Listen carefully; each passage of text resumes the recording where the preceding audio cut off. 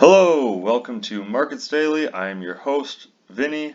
At Markets Daily, I will bring you coverage on all the news that you need to know Monday through Friday about cryptocurrency and the stock markets. If you want to make sure that you don't miss out on must-know daily news concerning the markets, make sure to hit the subscribe button and like the video. Also, if you haven't seen our recent upload, make sure to check that out. Now let's get into the video. Our first thing about cryptocurrency, as you can see, the White House reviews gaps in cryptocurrency rules as Bitcoin swings wildly. Bitcoin has been very volatile the past 10 days, as has every cryptocurrency, and we'll be covering that today. The White House is looking to target cryptocurrency, including $10,000 thresholds for tax season. Now, what does that mean? Over the past few years, any transaction over $10,000 or totaling to over $10,000, the IRS will be looking into, going through all the exchanges, auditing them. So make sure that if you haven't reported in the past few years, please do, because this is not a civil case. You will not get fined. This is a criminal case that the government is trying to crack down on. I know it's very annoying and frustrating. But as they begin to decipher what to do with these cryptocurrencies, since it is a new currency that they are not used to, they will crack down and are planning to get all the money out of just the little man who barely makes enough to get by. Over the last few weeks, we've seen concerns mainly by Elon Musk about cryptocurrency, specifically Bitcoin, and energy uses, specifically on Bitcoin miners. Due to this, proof-of-stake cryptocurrencies have risen to the top, Cardano being the highest market cap of all of them, right now currently ranked 5th in market cap. Thanks to the concern towards proof-of-work cryptocurrencies, many cryptocurrency devs are looking to switch over to proof-of-stake. Mainly Ethereum. What does this mean for Ethereum and Bitcoin? Well, Bitcoin, as of right now, is proof of work. This causes a lot of energy. In the past few days, Michael Saylor, a huge Bitcoin holder, has spoken to Elon Musk and has led a panel of many different miners in the North American region.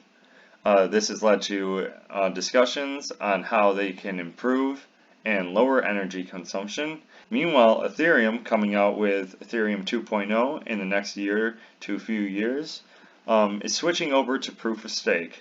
What does this mean for Ethereum? This means the energy consumption of Ethereum will be lowered by 99.95%.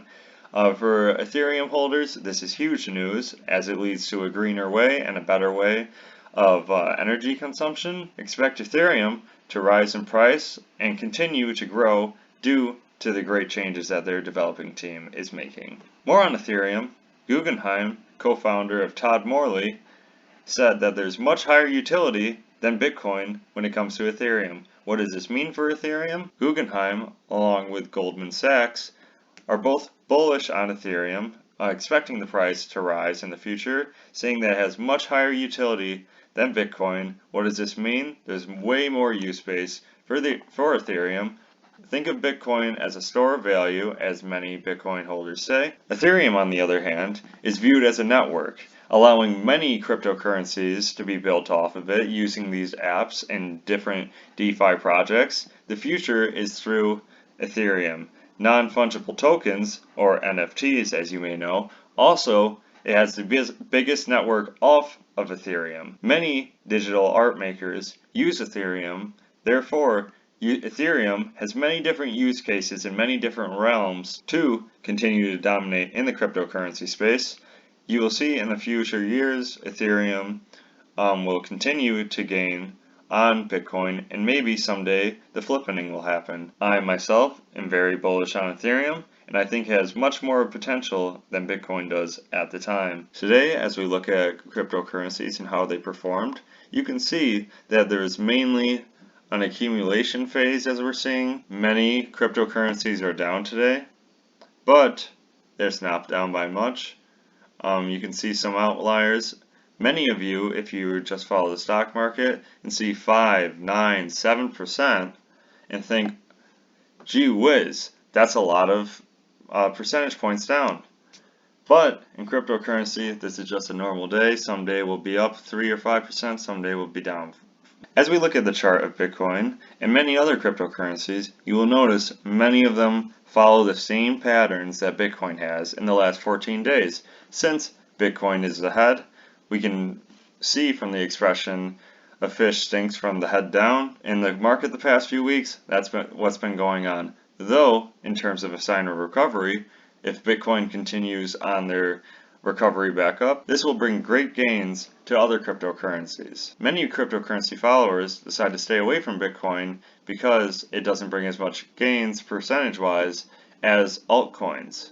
This brings more risk, but many feel as they missed the boat with Bitcoin and want to try and ride it through an altcoin, as you see with Ethereum, as you see huge gains with Dogecoin. Though it is a meme coin, you can't deny the gains that it has brought up on in the last few months, and many other cryptocurrencies, specifically Chain, DOT, ADA, and many more.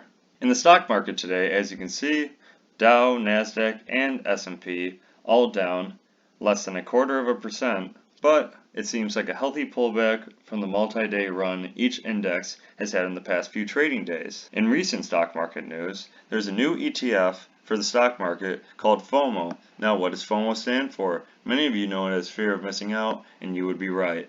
This stock will now be available to purchase today and going forward, including Reddit and meme stocks and parts of cryptocurrency. Very similar to Buzz ETF, BUZZ, led by Dave Portnoy of Barstool Sports. Buzz, on the other hand, picks their holdings based off positive sentiment online. Before the market opened today, there were many concerns of the economy being almost back to normal. And you may think, why is this a concern? Wouldn't this be great? Well, on the other hand, this means that less stimulus can come into the market because less government officials will think that it's necessary, meaning less money pumped into the stock market. Though the Back to Normal index from CNN Business shows that the U.S. economy's comeback is 90% complete, many financial advisors argue against this. Jim Cramer says that we're not even a quarter of the way through, and I'd agree. We haven't even opened up fully, capacity-wise, mask rules in all states haven't been listed. We're not to a high enough vaccination rate left. We have still much more left to go before this economy is fully back to how it is.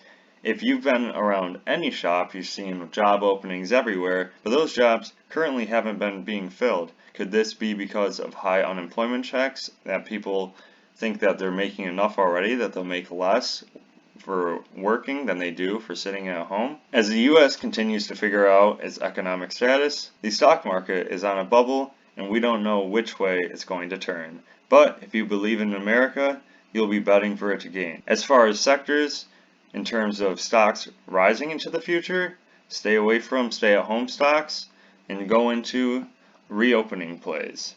Reopening plays would include airlines, cruises, movie theaters, AMC being a stock that I would stay away from because it is a meme stock that has a community behind it, but is highly shorted.